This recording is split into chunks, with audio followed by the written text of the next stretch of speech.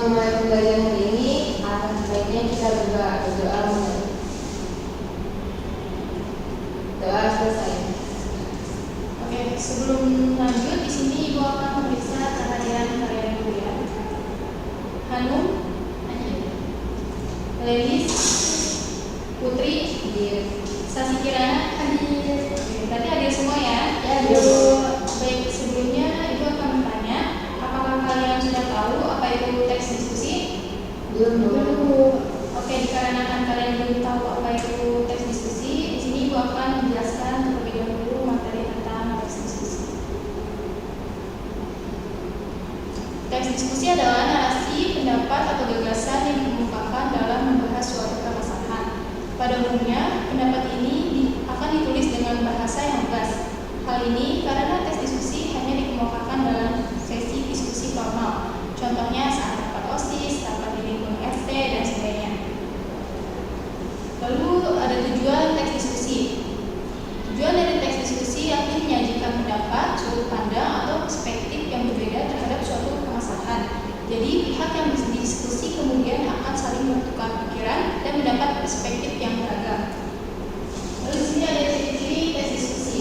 Teks diskusi memiliki ciri-ciri yaitu strukturnya terdiri atas isu, argumen mendukung atau pro, argumen menentang, dan kesimpulan. Memuat informasi yang bersifat informatif atau argumentatif, yaitu informasi yang didasari atas pendapat sebagai bahan pembuktian kebenaran, kelemahan, dan kemusuhan. Lalu di sini ada ciri-ciri kebahasan teks diskusi.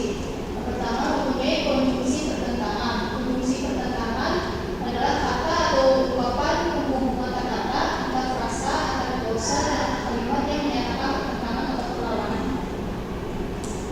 Selanjutnya ada konjungsi perbandingan. Diartikan sebagai kata atau ungkapan penghubung antar kata, antar frasa, antar klausa, dan kalimat yang menyatakan perbandingan. Lalu langkah-langkah menyusun teks diskusi, yaitu pertama menentukan topik, mendata argumen, mengumpulkan informasi atau data, membuat kerangka berpikir, mengembangkan kerangka, dan mengutip atau merevisi teks diskusi. Selanjutnya struktur teks diskusi. Yang pertama ada pendahuluan dan isi.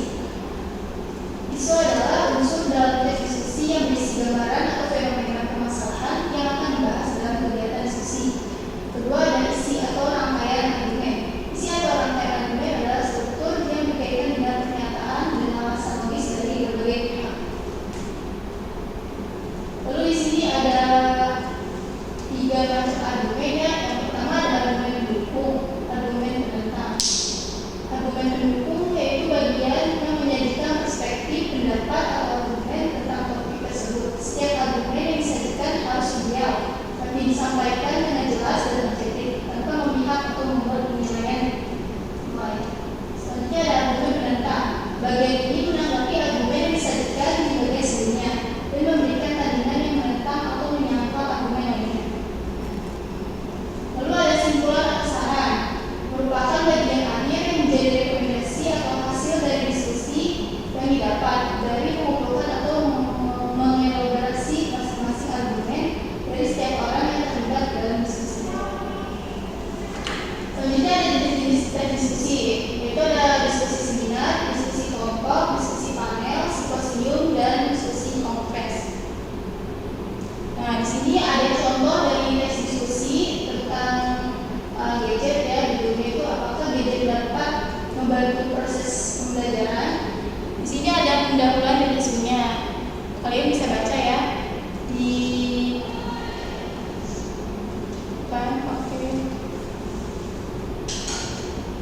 ini ada contoh argumen tentangnya, kesimpulannya. Oke, baik, di sini apakah ada yang belum mengerti atau belum jelas? Sudah ya? Oke, selanjutnya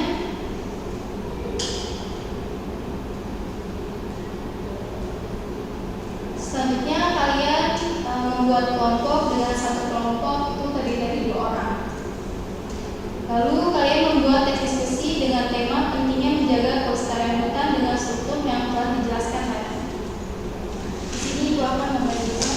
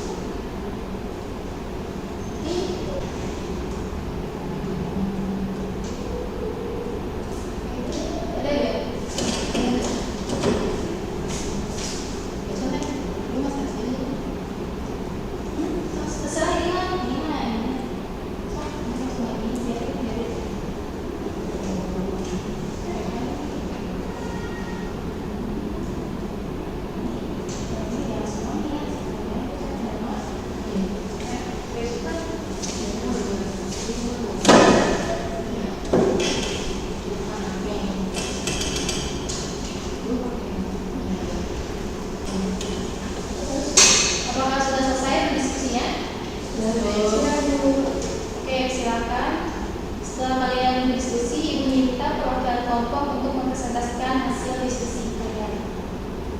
Oke, kelompok 1.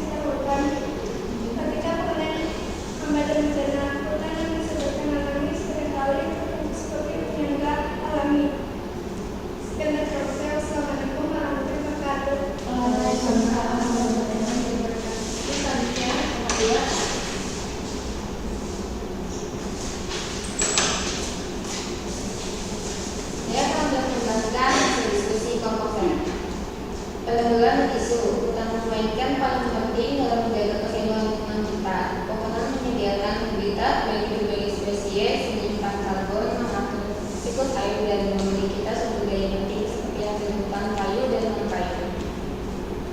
Lalu argumen pendukung hutan berperan penting dalam menjaga keseimbangan ekosistem di planet kita. Hutan menyediakan oksigen, menyerap karbon dioksida, membantu mengurangi polusi udara dan perubahan iklim. Kehilangan hutan akan mengakibatkan kerusakan ekosistem yang berdampak negatif pada kehidupan manusia dan makhluk lainnya.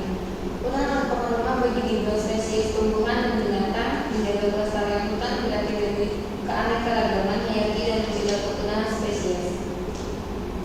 Flora dan fauna yang hidup di hutan juga memiliki potensi untuk memberi manfaat ekonomi seperti obat-obatan alami dan bahan pangan. Lalu argumen penentang.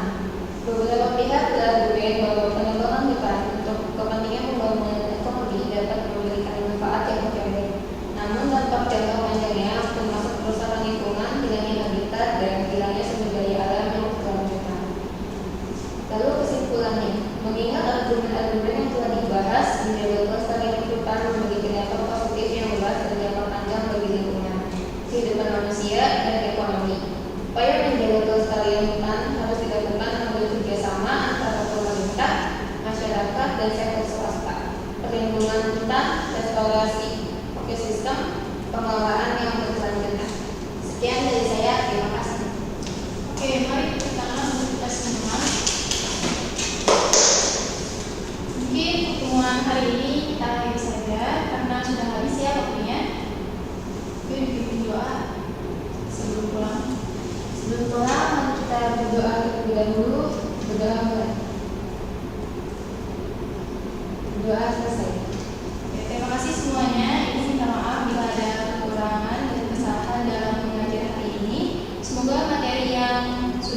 jelaskan tadi bisa bermanfaat untuk kalian. Tetap jaga kesehatan dan terus bahagia. Sampai ketemu di minggu selanjutnya. Terima kasih.